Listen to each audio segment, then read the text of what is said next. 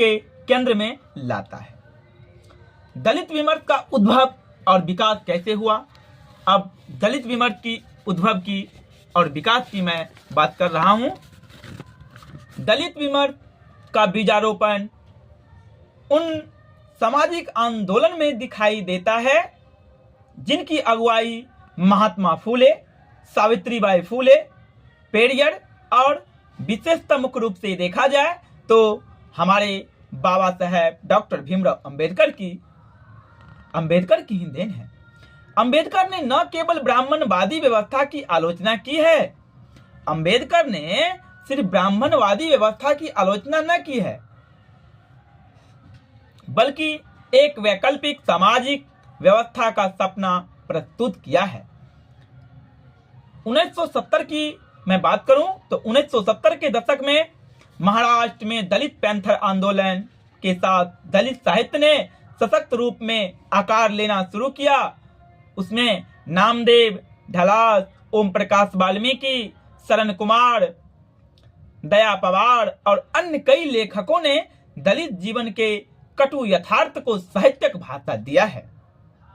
दलित की विमर्श की जो विशेषता है, इसमें यथार्थ की अभिव्यक्ति। दलित विमर्श की विशेषता में यथार्थ। अब यथार्थ है क्या? यह विमर्श कृत्रिम सौंदर्य बोध से मुक्त होकर कठोर यथार्थ को सामने लाता है। क्या करता है? कठोर यथार्थ को सामने लाता है। यहाँ भाषा, शैली और विषय सभी जीवन की जमीनी सच्चाई से जुड़े होते हैं। क्या होते हैं? जमीनी सच्चाई से ही जुड़े होते हैं। अनुभव और प्रामाणिकता। अब अनुभव क्या है और प्रामाणिकता क्या है? अनुभव होता है कि दलित साहित्य उस दर्द को लिखते हैं।